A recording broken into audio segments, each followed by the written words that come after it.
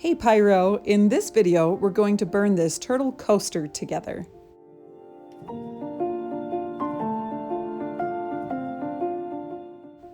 To get started, let's gather our supplies and materials. First, you'll need your stand and some tape. I like to tape it down so that it doesn't go anywhere, it doesn't wander, holds my stand right where I want it. Then of course you need your wood burning tool and the brass wood burning nibs. For this particular tutorial, we are going to be using the Mini Flow nib. This one makes thinner lines than the regular flow point, and it's one of my favorites for line art. All you do is take this nib and put it into the barrel, just screwing it in, hand tight. You don't want it any tighter than that. And then you set it down on the wood burning stand until it's time for burning. The next thing you will need is, of course, your coaster, some sandpaper, some tape. I prefer painter's tape or artist's tape, some carbon paper or graphite paper, basically something to transfer the design, and then a tool like a pencil or an embossing tool to also transfer the design, a sand eraser to erase the design when you're done, and of course, your turtle pattern. The first step is to sand the wood. You're going to sand in the direction of the wood in order to knock off any extra splinters or raised bits of wood, and then wipe off any of the sanding dust. The second step is to transfer the pattern. First thing you want to do is cut it down to size, and then you want to tape it down. When you tape it, you only want to tape down one side so that it's easy to lift up and see the progress of transferring that pattern. And when the pattern comes back down, it falls exactly back into place. Once you have that taped down securely, then you want to trace the pattern on. What you're going to need is whatever transfer paper you chose, shiny side down, and put it in between the wood and the pattern. Then you want to take whatever transfer tool you're using. I'm using an embossing tool, you might be using a pencil, and then you want to trace over every line in the pattern. Now, if you don't know where you left off, or you just want to check and see if you got everything transferred, all you have to do is lift up the pattern and the transfer paper and look at the wood and see how far you've come, and then see what you have left.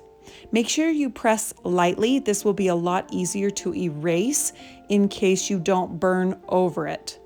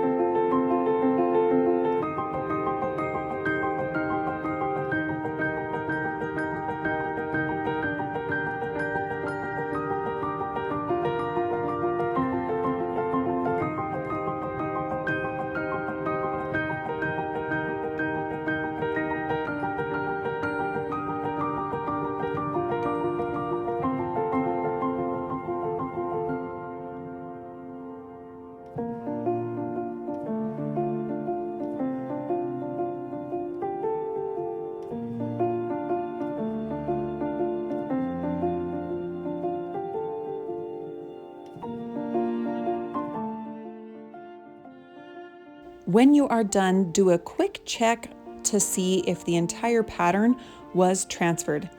If you are satisfied with the transferred design, go ahead and remove the transfer paper and your pattern.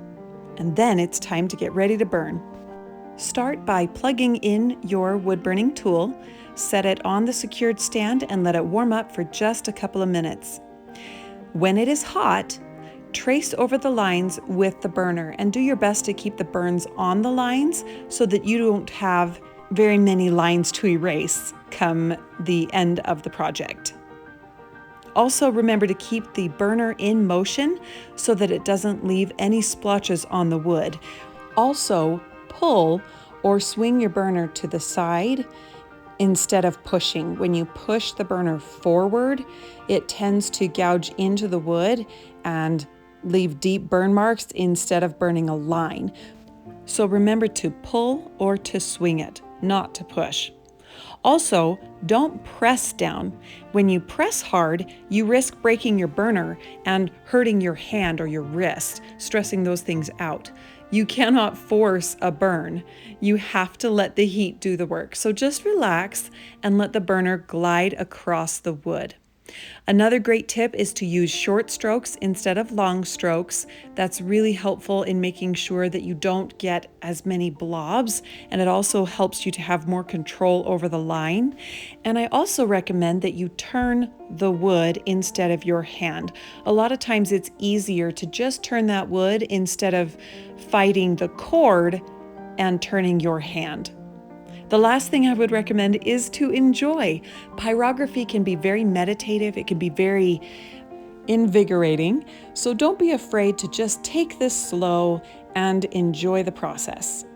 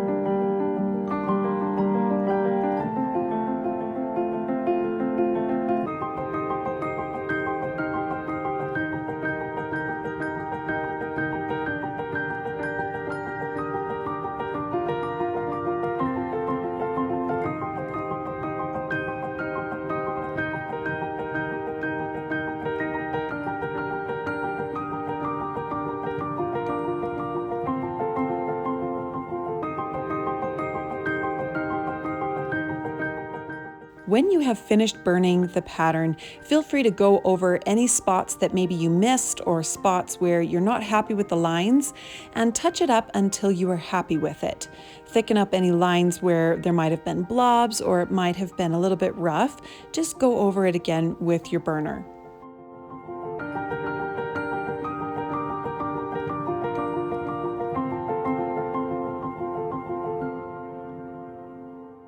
When you are satisfied with your burn, it is time to seal it. And a lot of people use Danish oil or resin or epoxy, even polyurethane. I personally prefer to use a clear spray paint or a spray polyacrylic, and then I will do a few layers of brush-on polyacrylic just to give it a really solid waterproof finish. And then take a moment to admire your work.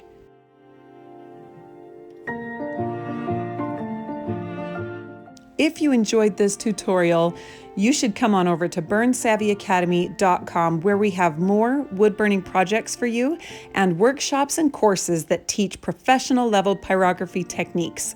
Also remember to check out the other coaster tutorials so you can make this entire seaside coaster set. I hope you enjoyed this workshop. Later, Pyro!